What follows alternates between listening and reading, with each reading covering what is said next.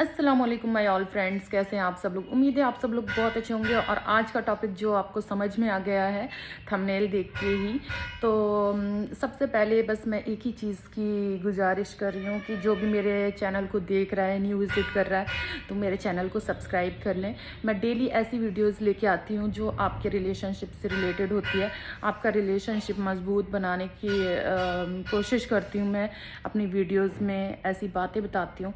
तो आपको पता है कि मैं आज बताने वाली हूँ कि हस्बैंड और वाइफ की अगर लड़ाइयाँ होती हैं तो वो किस कारण होती है, किन चीज़ों की वजह से होती है।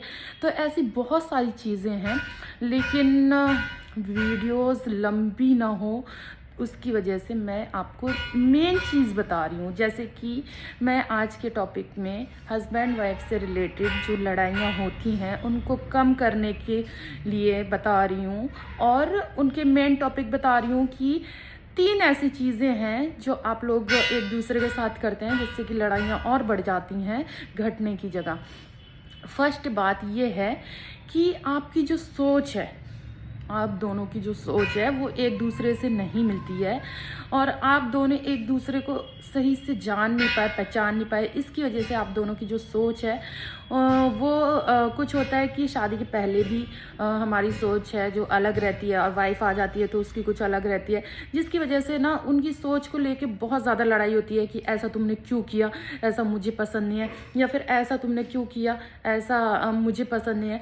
तो मैं एक चीज़ कहना चाहती हूँ कि अगर आप सोचेंगे कि वाइफ मेरी सुधर जाए, सारी चीज़ें वही अपनी सुधार ले, तो ऐसा नहीं हो सकता। कुछ चीज़ें आपको भी एडजस्ट करनी होगी, और कुछ चीज़ें आप मतलब आपकी वाइफ को भी एडजस्ट करनी होगी। मतलब दोनों साइड से आप लोगों को अपनी सोच को एक करना होगा, तब भी जाके आपकी लड़ाइयाँ रुक सकती हैं और आप एक मजबूत रिश्ता बना सकते हैं। क्योंकि शादी के बाद आप लोगों को एक दूसरे के साथ रहना है, तो आपकी जो सोच है ना वो थोड़ी थोड़ी आप लोगों को खुद को चेंज करना होगा। आप ये नहीं सोचे कि हाँ मैं अपनी वाइफ को ही पूरा चेंज कर लूँ, या वाइफ ये ना सोचे कि मैं अपने हस्बैंड को ही पूरा चेंज कर लूँ, क्योंकि वो आपके हाथ में नहीं है।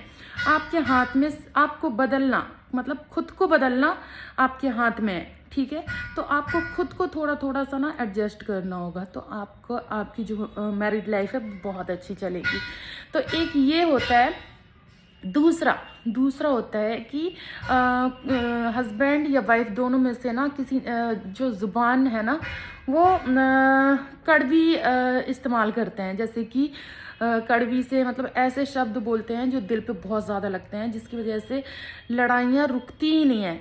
अगर हम आपसे कुछ चीज़ बोल रहे हैं तो आप ऐसे अल्फाज इस्तेमाल कर रहे हैं जिसकी वजह से लड़ाइयाँ और बढ़ती जाती हैं।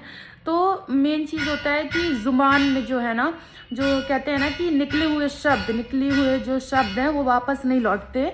बाकी आप बाद में चाहे कितना भी ये सोच ले कि हाँ मैंने गलत बोला या कुछ भी, तो उससे नहीं होता, क्योंकि हमारे जो मुंह से शब्द निकल गए ना तो वो एकदम दिल पे वार करते हैं।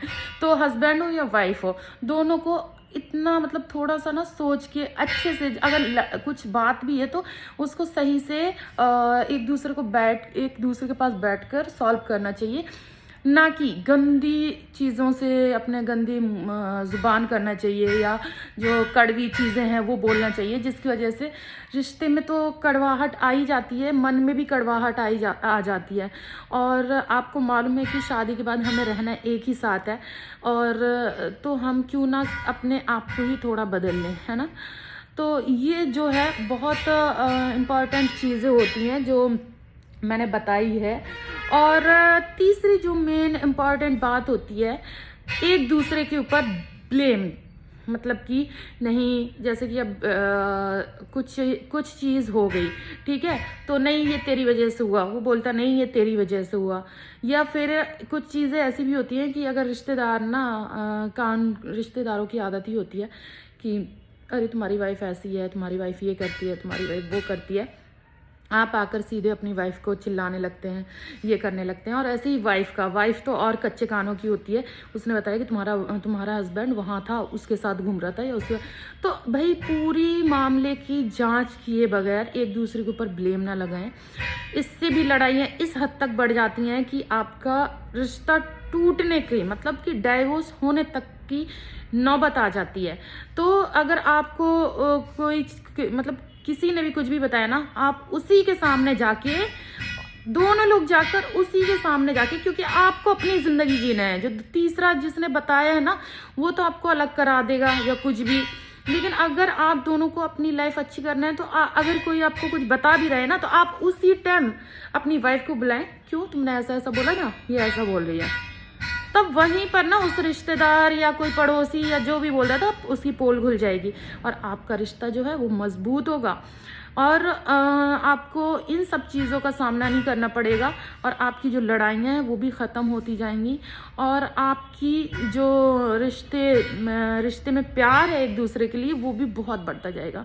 तो इंशाल्लाह आपको मेरी वीडियोस बहुत अच्छी लगी होगी और बस इंशाल्लाह मैं यही उम्मीद करती हूँ कि आप लोग पूरा सपोर्ट बना के रखिए। मैं ऐसी वीडियो लेके आती हूँ हमेशा जो हमारे रिश्ते को बचाए।